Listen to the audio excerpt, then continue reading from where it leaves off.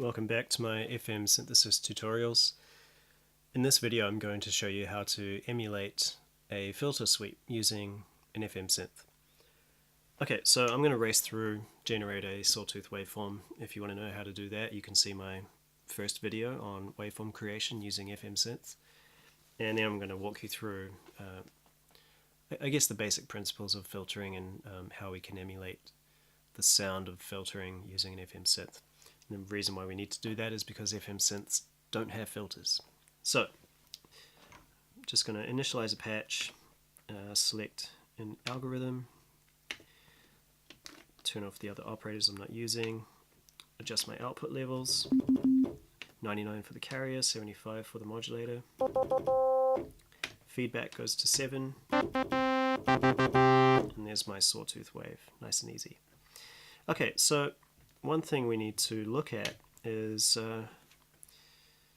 the thing that gives us the sharpness is the modulator, and especially a modulator with a feedback loop, because the feedback loop is the modulator modulating itself before it gets to the carrier. That's how we get that little bit of extra buzz and sharpness to our sounds when we increase the feedback level. So let's look at increasing the output level of our modulator. When I turn it all the way down to 0, our carrier is unaffected, and so we're just hearing the pure sine wave that it generates. As I increase the modulator,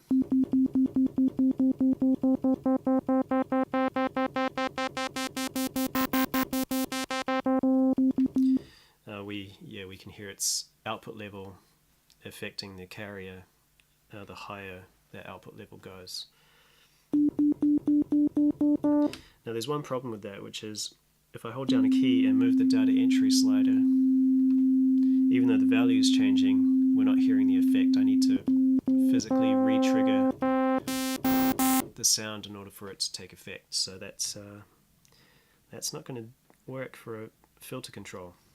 I can assign or I can control this output level over time because each operator has its own envelope generator. So if we go to our envelope generator, we can see that rate 1 is for the attack, and it obviously is the rate of attack, and our modulator's value is at 99, so it's instant. It's the quickest it can be.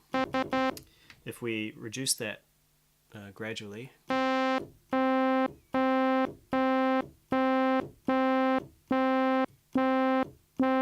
we can hear that the modulator is kicking in just after the carrier, and so we're getting a little pop at the beginning. And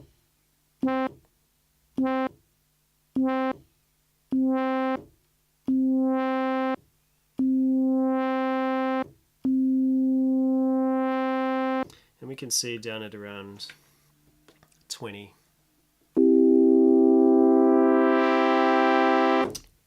we're hearing the modulator gradually increase its output level and introduce all of those harmonics into the carrier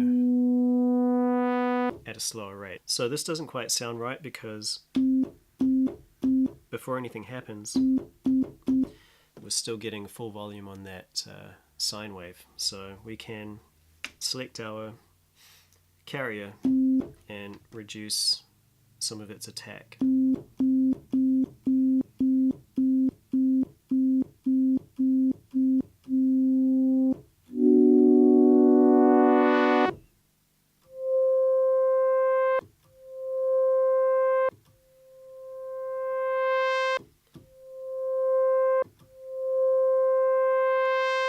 Which sounds a little more natural. One of the characteristics of a filter in older synths, older subtractive synths, is there is a slight reduction in volume when it's in its lowest position. So we can add that into this emulation just to give it a little more realism, I guess you could say. But yeah, well, you're stuck with that rate, unfortunately. So if you've got a DX7, you're in luck because you can assign these controls to the modulation wheel, and the way that we do that is fairly simple. We go down to the modulation wheel function settings, we turn its range all the way up to 99, and we turn its envelope generator bias on. Then we go up to mod sensitivity, and this is where we set the sensitivity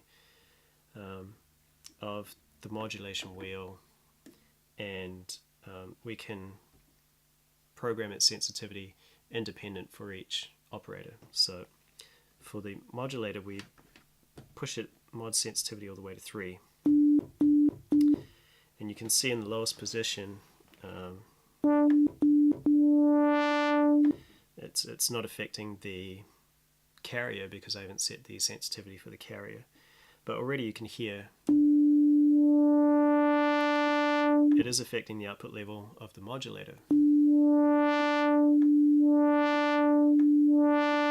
And you can see that on the oscilloscope as well, that we have an unaffected carrier, and as I increase the output level of the modulator with the modulation wheel,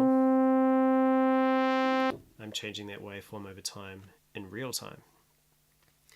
Now if I select the carrier and set its mod sensitivity higher, we start with a quieter and quieter signal at the beginning.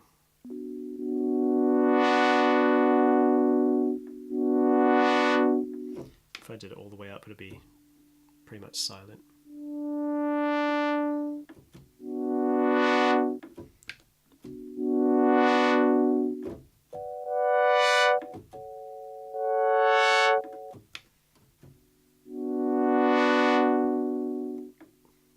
And there it is. That's how you emulate a filter effect using an FM synth, and that's also how you can assign that control to your envelope generator. And finally, if you have a DX7, that's how you can use your mod wheel as a real-time control for a filter effect using an FM synthesizer.